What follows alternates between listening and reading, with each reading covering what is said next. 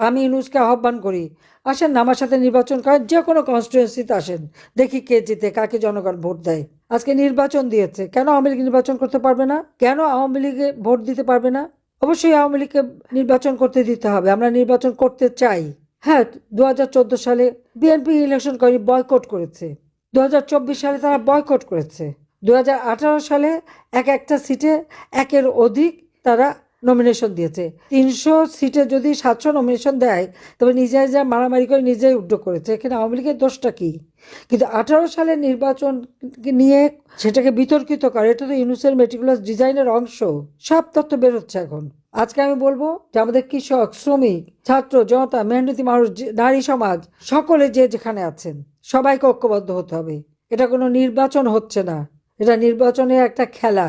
এখান থেকে কোনো জনগণের ম্যান্ডেট আসবে না। নির্বাচন নামে একটা প্রহসন হচ্ছে, যেখানে আওয়ামী লীগ অংশগ্রহণ করতে পারে না, সেটাকে আবার নির্বাচন কিসের? অন্তত 50% ভোটারের আমরা আমাদের পক্ষে। আজকে আমাদের নির্বাচন করতে দেবে না কেন? আমি ইউনূসকে আহ্বান করি, আসেন না আমার সাথে নির্বাচন করেন, যে কোনো কনস্টিটুয়েন্সিতে আসেন, দেখি কে জিতে, কাকে জনগণ ভোট দেয়। তখন না বুঝতে পারবো। সেটা তো করতে পারবে না, সে সাহস নাই।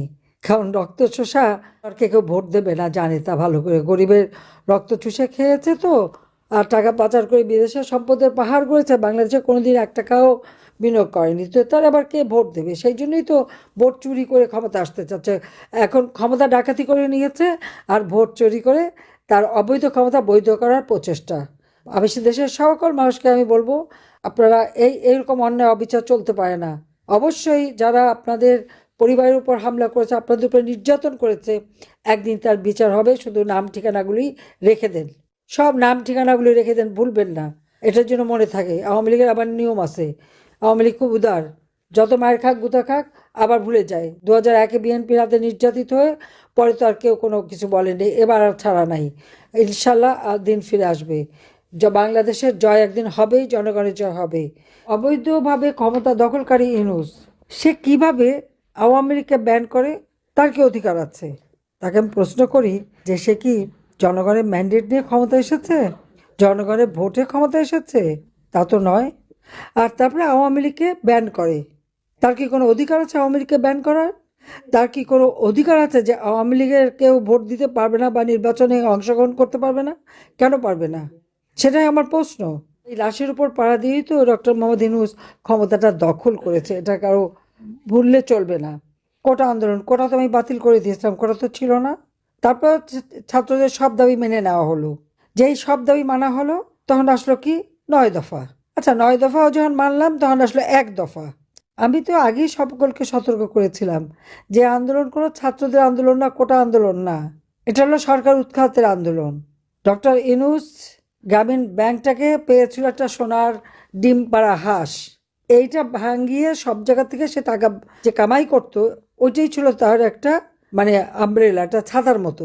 এটাকে ব্যবহার করে করে সেসব দেশে বিদেশে তার ভালো মানুষের একখানা চেহারা দেখায় দেখায় সেখান থেকে টাকা কামাই করতো এবং অর্থ আত্মসাৎ করতো।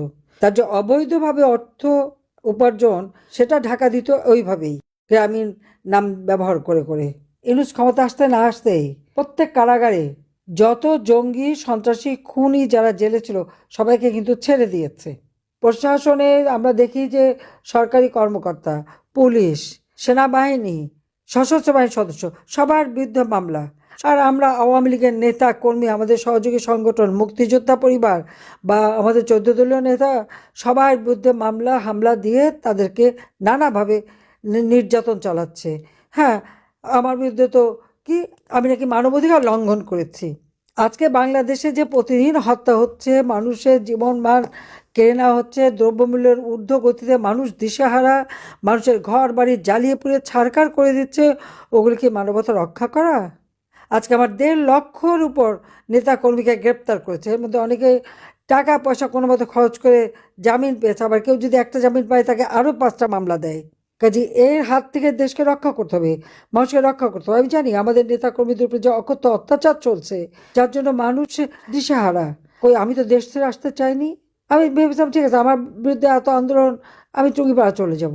কিন্তু আমাকে তো একেবারে মানে আমি প্রধানমন্ত্রী হিসেবেই নিয়ে এসে আমাকে গেল। হ্যাঁ, আমি দেশে ফিরবো, নিশ্চয়ই ফিরবো। ইউনুস ভেবেছে কি 1 মাঘে শীত যায় না? আর আমি তো আছি, যত দূরেই থাকি আমার মনটা আপনাদের মাঝেই আছে। আপনারা ভালো থাকেন, সুস্থ থাকেন। দেখা হবে খুব শীঘ্রই। খোদা হাফেজ। জয় বাংলা, জয় বঙ্গবন্ধু। বাংলাদেশ চিরজীবী হোক।